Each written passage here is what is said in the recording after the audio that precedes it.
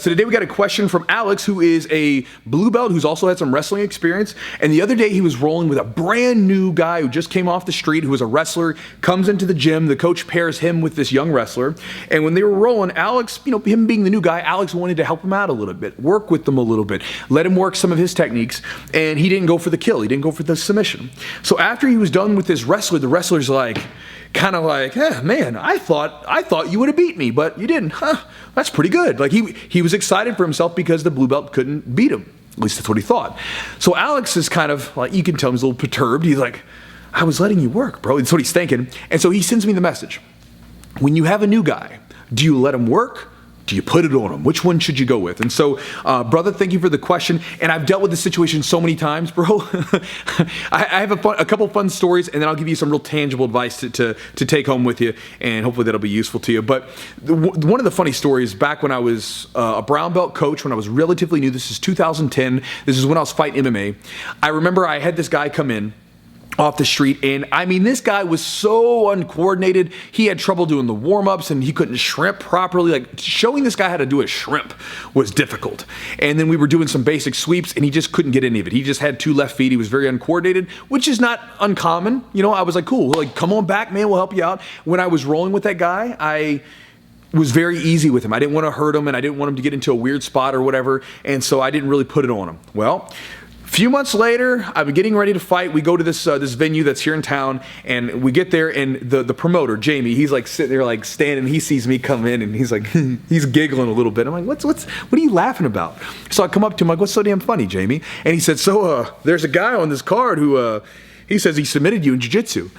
Now, again, I'm not trying to toot my own horn, but at this point, even up to this point, anyone that in the city that could submit me, I could count on one hand and have fingers left that didn't train at my gym who had submitted me. So I'm thinking, who submitted me? I know all the guys that submitted me where I don't see them. So then he points at this guy, and I was like looking at him, and I'm thinking, that's the dude that couldn't do the shrimp. That was the guy that I was trying not to break. And he said he submitted me. So I approached him, and I was a young guy, kind of got in his face a little bit, handed him a business card and told him to come train with me. I'll give him a month for free, just so I could beat up on him, right? And needless to say, he did not come back to the gym. And anyway, that was that. Now, another time was I was rolling with a friend of mine. We'll call him a loose acquaintance. He came in, he's a purple belt. He told me he was getting back into the gym and stuff like that. And I was a black belt at the time. And so, when guys tell me that they're getting back into training, they've been off for a couple months, I'm like, cool, man, let me ease you back into this. Let's move a little bit, shake off the rust a little bit, just kind of get going. And we were rolling, and when we were rolling, I didn't really go for any hard submissions. I would catch some stuff and release it just to keep the flow going, right? Well, at the end of the roll, he gets up, it was 6 minutes, he gets up and he goes, yes. And I looked at him, I was like, yes. What happened? He said, well, I thought you were gonna submit me. You didn't submit me this round, so I feel good. And I'm thinking, man, I was being nice to you, damn it. Why do I have to do this? Why every time do I have to roll, do I have to like put the beating on people? So I was like, fair enough.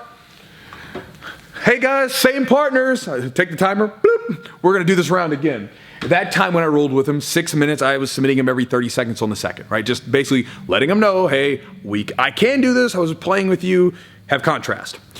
So it is now our policy, or not really a policy, it's unwritten rule, if you will, that a lot of us do, who was created by one of my black belts back there.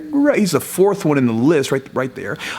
Rich, who we call it the Rich rule, which is you submit someone really quickly, up to possibly 3 times, really quickly, and then you just back off the pedal, right? And doesn't mean you're brutalizing the person. You're just like pop, pop, pop, pop, pop, catch them real quick, letting them know, I'm pretty good, and I know what I'm doing, and then you back off the gas pedal. So this way, they have this contrast. They're like, oh, this person is really good at jiu-jitsu. I have a lot to learn from this person, and they're helping me out, which is a good precedent to set for this person as they get better. So when they get better, they go back and say, hey, let me help you out. And I think that it would be important if you roll with new people to allow them to know how good you are, Alex. Because for me, as a wrestler coming into jiu-jitsu, when I walked into the gym, the first time I thought, I was a young wrestler, delusions in my head. I thought I was going to be like a blue belt level. And when I rolled with the white belts and was getting killed by everybody, I loved it. I was like, this is amazing. I'm not anywhere close to where I thought I was going to be. All these guys are so much better than me. I have so much to learn from these people. Sign me up. I was like, I'm ready to sign up and do this right now. And so with that, with you rolling with these guys, it would probably be a good idea to let them know, man, this guy's really good. These people are really good. They have a lot to show. Oh, and they're going to let me work too. It's a win-win to me. So what I would say in those situations, you roll with those young wrestlers and stuff, especially those wrestlers. Wrestlers want to like test themselves, right? They just come, you come from that ultra competitive environment, right? I know that if my coaches and teammates had not put it on me a little bit when I first started, I probably wouldn't have signed up.